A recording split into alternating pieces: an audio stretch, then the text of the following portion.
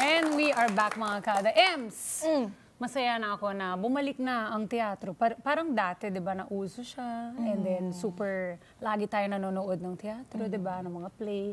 Ngayon, bumabalik na yan eh. Nakakatuwa. Oo. Di ba minsan nanonood tayo? Oo, ng sabay. Sabay, correct. Ito papanoorin din natin to. May napanood ka na rin this year, Without Me. Nax. Without Me. Meron. One More Chance. Oh, Kasama si Marvin. Yun, ang ganda nun. Na-miss ko yun. At eto nga, excited din ako. Isa pa sa excited ako ay yung mga bumisita sa atin ngayon. Dahil malaking part po ng Pinoy 90s Kid, 90s Baby. Ang kwento nila Eds, Rubik, Badong, George, James at Fonzie. Kaya mga kada, tawagin na po natin ang buong barkada sabay-sabay at tabi-tabi nating pakinggan ang mga kanta mula sa The Cast ng Tabing Ilog the Musical. Kaya Badong, kung may girlfriend ka man o magka-girlfriend ka man, wag na wag mong lolokohin, ha? Ay, nako, saka na yun, oh. San Juan Imo na, tsaka ikaw. Bolero. Ikaw naman talaga ang best girlfriend ko ever since birth in this world of loneliness. Pwede naman yun, di ba? Kaya nga ikaw ang dali mong kausap, no? Wushu? Mas komportable ako sa'yo. Kaysa doon sa ako. Pwede pala yun, pwede pala yun, pwede pala yun, pwede pala yun. Tingnan mo nga naman, pwede pala yun. Pwede pala yun. Pagkasama kita, buong araw, walang mali siya. Tropa lang, ayos lang at walang nagbibigay ng kulay. Pwede pala yun, pwede pala yun, pwede pala yun. Tignan mo nga naman, pwede pala yun. Na magkaibigan lamang ang lalaki at babae. Andyan ka para sa akin, walang hinihinging kapalit. Parating magkasama, habang buhay tayong dalawa. Pwede pala yun, pwede pala yun, pwede pala yun. Pwede pala yun, pwede pala yun, pwede pala yun. Tingnan mo nga naman, pwede pala yun. Pwede pala yun, pwede pala yun, pwede pala yun. Tingnan mo nga naman, pwede pala yun. Pwede pala yun.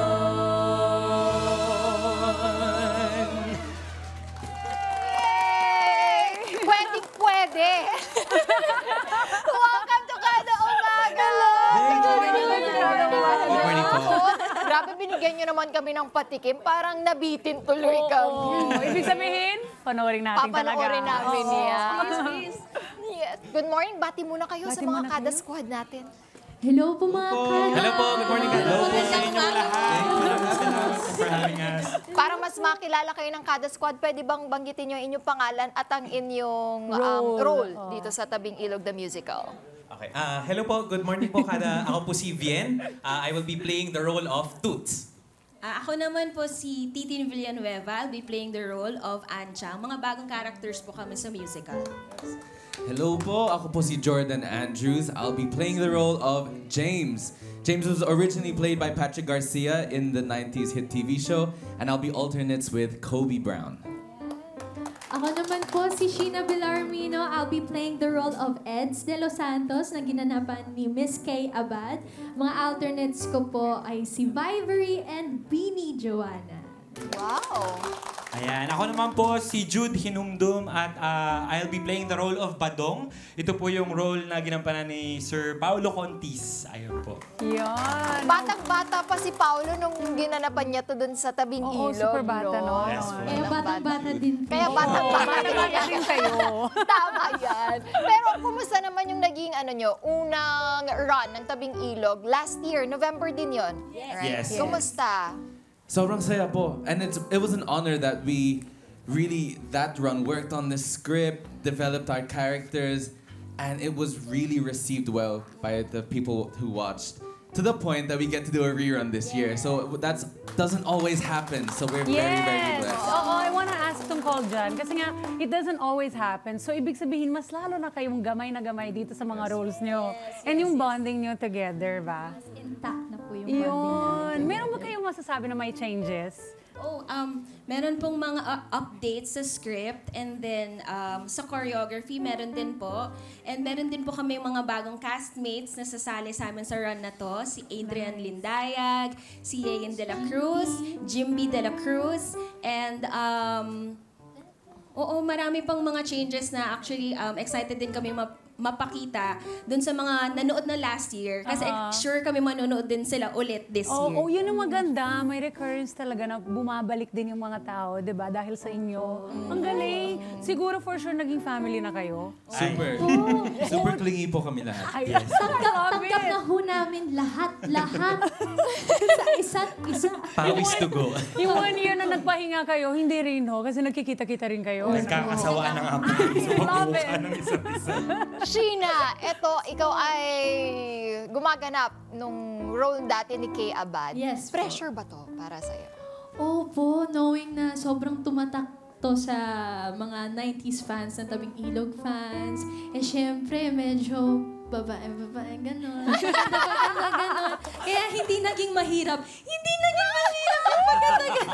Pero I think the important thing is na-deliver namin ng maayos bawat storya ng mga characters namin. Especially, may kada conflict kami sa isa't isa, or yung stories namin sa relationship man yan, romantic or platonic, or sa self. Yun. Ano yung feeling mo na meron dun sa role ni Kay nun na meron ka rin as a person? I think yung pagiging kagandahan. Naman! Given! Wait. Meron akong tanong. Hindi ko pwede talagpasin. Nung time daw na yon sa 90s, Yes po. tinutuon naman nila yung love Relationship. team. Si Kay at si John Lloyd, ang real-life couple. So dito ba, real-life couple din? Walang mangyayari gano'n! Pero shout out na lang po sa mga Rovic ko po. Rovic namin na si Benedict Ramos and of course si BGYO Akira. Pero walang real dito. Only real. Yes, only professional. Hindi ba natin masasabing real? Abangan na lang daw po natin.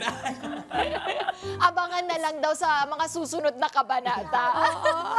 Dito naman sa mga bagong characters, ano ba ang inyong ibibigay na flavor dito sa bagong Tabing Ilog the Musical? Kaming mga... Kayo ba'y kontrabida dito?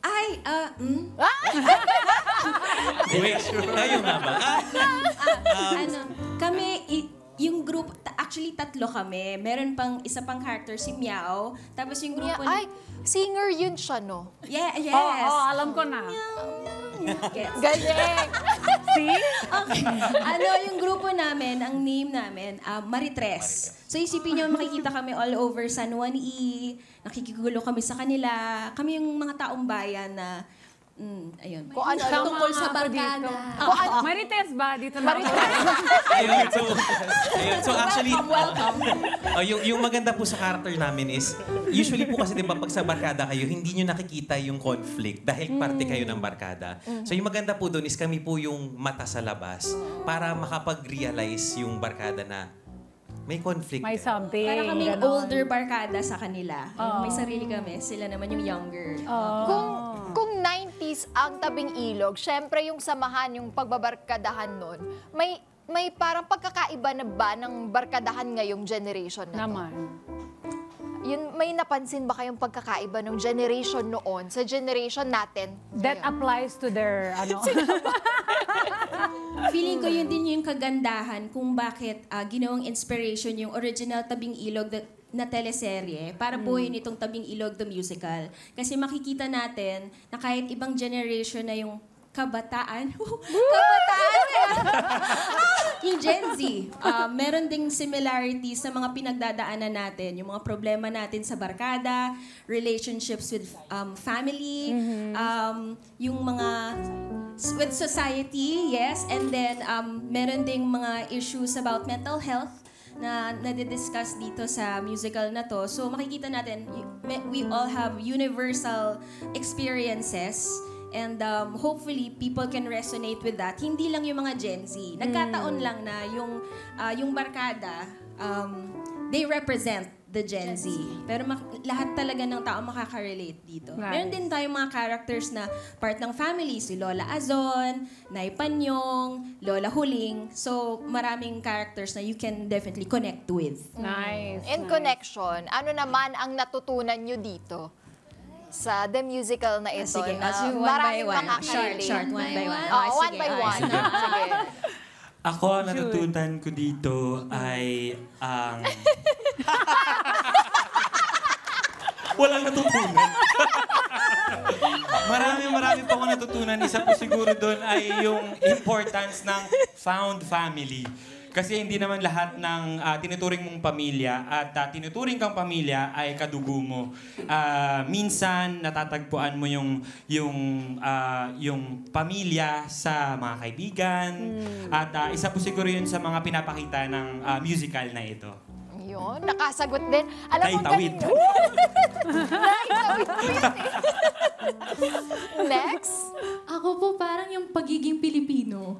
Mas na, parang the fact na it's set in San Juan probinsya, yung hangin, parang mas tinatangkilik natin yung sariling atin kasi not only the setting but of course the music itself, it's OPM. So parang yun yung mas lumapit sa puso ko at sana maano din ng kada po. Yun. Maramdaman. Ganda mo. Next. Ang natutunan ko, siguro mag-Tagalog. Aside from Tumingin ka that, talaga sa akin, ha? aside from that, Noted po, I will learn more. no, siguro kasi maraming nanood that realized, oh nga no, when I was Pero younger, dahil sabi mo, natuto ka mag-Tagalog, Sige. dapat yung sagot mo Tagalog. Ala, lagot. na-realize nung mga Ala, bata sila, Taglish na lang. May mga group of friends din sila. And then when they watch our musical, parang they're like, oh, buhayin natin ulit yung GC. Text ko sila. Kasi ang tagal na hindi sila nang kita-kita. But this show reminds them that the value of friendship, those people you grew up with, is also important. So, ang love dami that. nag-reunion after they watch our show. I love that. Ganda. Meron pa ba kayong mga sagot o naubos Meron na meron pa. Pero yung answer ko connected siya sa sinabi ni Jordan na yung musical, for me, ang natutunan ko talaga, yung importance, yung value ng communication, yung kapag kinakausap mo yung ibang tao, huwag mong maliitin yung halaga ng pagkakaibigan nyo. Hindi nyo alam na yung simpleng pangakamusta, simpleng pagkausap, yung reaching out to someone, malaking bagay na Means yun. a lot. Yes, it means a lot. And reach out to people. Yeah. Yun. Love that. Siguro ako po yung growing as an adult and cherishing your time with others, knowing na may kanya-kanya po kasi tayong mga bigat. Na kapag nagsama-sama po kayo, mahirap po kasi na itatapon nyo, i-channel ninyo yung bigat sa kanila na nauubos na yung oras nyo, yung kakunting oras nyo na nakikita na lang kayo ng isa-dalawang araw. So, sana mabigyan natin ng mas quality time pa True. ang isa't isa. Ganda. Ang pagkakaibigan. Kaya parang lalo nyo pina-excite ang kada squad. Correct. Invite nyo na sila. Kailan, saan ba yan mapapanood? Hello po, iniimbitahan po namin kayong lahat na manood ng Tabing Ilog, the musical. This coming November 8 po to December 1, Which will be held at the PETA Theater Center in Quezon City. For tickets, you can buy your tickets via Ticket World or directly via Show Buyers. And for all of this information and more, please follow us on our social media. That's Teatro Kapamilya on Facebook, TikTok, and Instagram. Kaya, kita-kits sa San Juan at Kita-kits sa Tabing Ilog, the musical! We'll definitely watch you guys. Thank you very much. Maraming salamat sa inyo. Thank you. At tulad po ng ilog, minsan kalmado, minsan maagos, pero madalas masaya ang samahan, lalo na kung sama-sama tayo dito sa kada umaga. At syempre, nandito na rin naman sila. Sulitin na natin ang magbabarkada dito sa Tabing Ilog para meron pa kayong another handog sa amin, di ba? Muli palakpakan po natin the cast of Tabing Ilog, the musical. Happy birthday to you. Happy birthday to you. Happy birthday, happy birthday.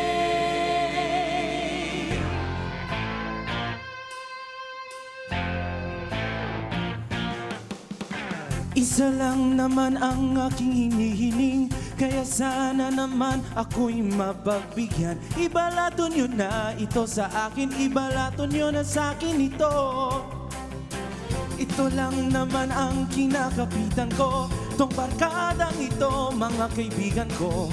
Huwag nyo nang kukunin to sa akin, ibalato nyo na sa akin ito. Sana bukas pagising ko, naglalambingan na ulit sina Eds at Rovic. Sana bukas pagising ko, nakabalik na ang dating Fonzie. Masaya na sila ni Connie, at sila na ulit ni George, at sila kami ni Badong. Happy birthday to you.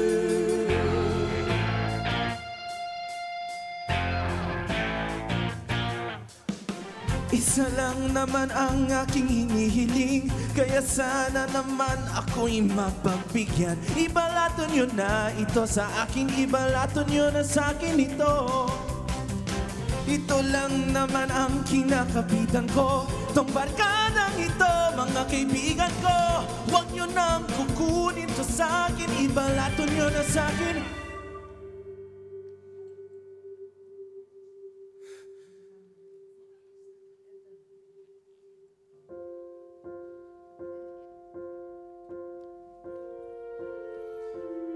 Parang malabo na,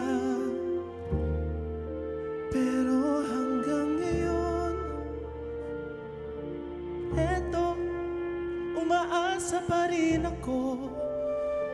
Please lang, ibalato nyo na sa'kin to.